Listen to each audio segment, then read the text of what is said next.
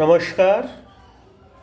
मैं आलोक चंडी अखिल भारतीय अधिकार संगठन के लिए आज एक बार फिर आपके साथ हूँ और आपको सिर्फ यह दिखाने का प्रयास कर रहा हूँ कि प्रकृति ने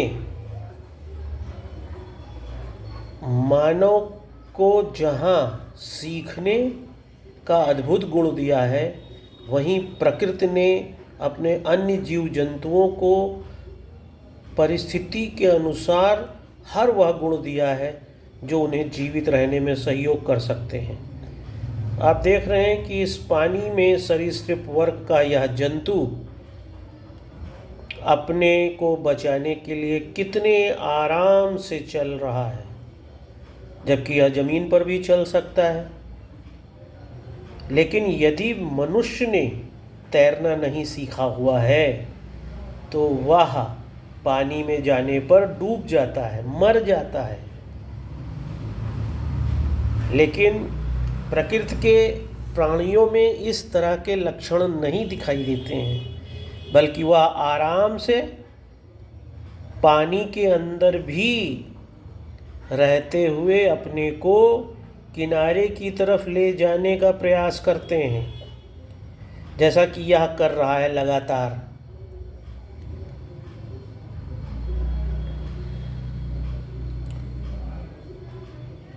आप देख रहे हैं यह टब के किनारे दीवालों की तरफ जाने का प्रयास कर रहा है।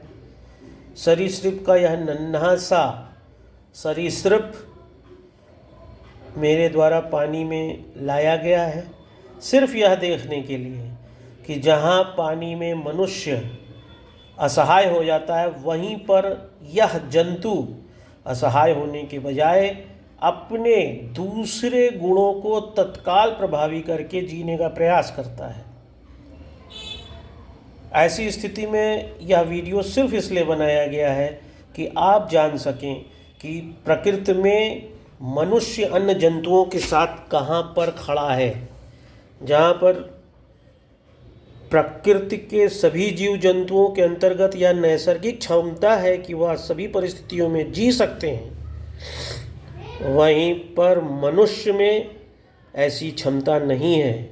वह सभी परिस्थितियों में जीने के लिए अपने दिमाग का प्रयोग कर तो सकता है, लेकिन उस दिमाग के प्रयोग में उसके सफल होने का परिणाम तभी उसे प्राप्त हो पाता है जब उसने कोई ऐसा व्युत्पन्न पैदा किया हो जिसे आप डेरिवेटिव्स कहते हैं, या उसने कोई ऐसे साधन उत्पन्न कर लिए हों जिससे उसे बाह्य सुरक्षा मिल सकती हो।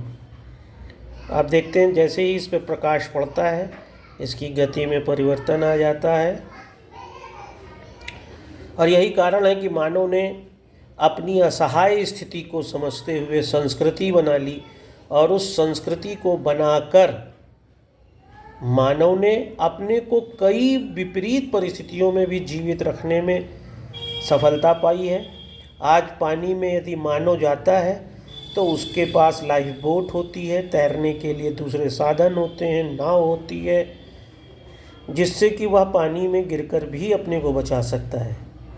लेकिन प्रकृति के साथ रहने वाले जीव जंतुओं को ऐसे किसी उपकरण की आवश्यकता नहीं होती है, क्योंकि प्रकृति ने स्वयं उनको ऐसे गुणों से आच्छादित कर रखा है जिससे वो ना सिर्फ अपने को बचाते हैं बल्कि विपरीत परिस्थितियों में भी जी जाते हैं, जो मनुष्य नहीं कर पाता है।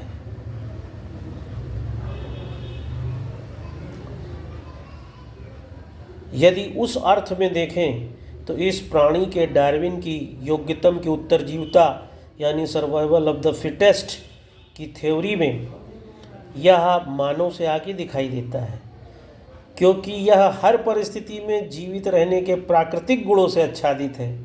लेकिन मानव ने संस्कृति को बनाकर, डेरिवेटिव्स बनाकर, तरह तरह के उपकरण और नियमों को बनाकर अपने सर्वाइवल ऑफ द फिटेस्ट को सुनिश्चित किया है। और यही कारण है कि दिमाग से कृत्रिम तरीके से उत्पन्न किए गए साधनों को बनाने के कारण मानव अपने को पशु जगत में, पक्षियों प्राणियों के जगत में सर्वोत्तम सर्वश्रेष्ठ कहता है। लेकिन प्रकृति के आधार पर वह एक असहाय प्राणी है जो इस सरीसृप के समान पानी में रहकर बिना तैरे जाने की क्रिया को जाने हुए ना तो इतनी देर जीवित रह सकता है और ना ही अपने को बचा सकता है। इसलिए यह वीडियो इस बात का द्योतक है कि मानव द्वारा जो कुछ भी ग्रहण किया गया है वह सब कृत्रिम है, आर्टिफिशियल है, जो उसने अपने दिमाग के दम पर पैदा किया है। इसलिए वह पशु जगत में दिमाग के आधार पर तो सर्वश्रेष्ठ है, लेकिन गुणों के प्राकृतिक लक्षण के आधार पर वह सर्वश्रेष्ठ नहीं है। लेकिन क्या मानव का दिमाग वास्तव में सब सही ही सोचता है या सच्चा सोचता है? इस बात के वैज्ञानिक पहलू पर मैं अपने अगले वीडियो पर आपके साथ होऊंगा। आप रहिएगा ज़रूर। नमस्कार।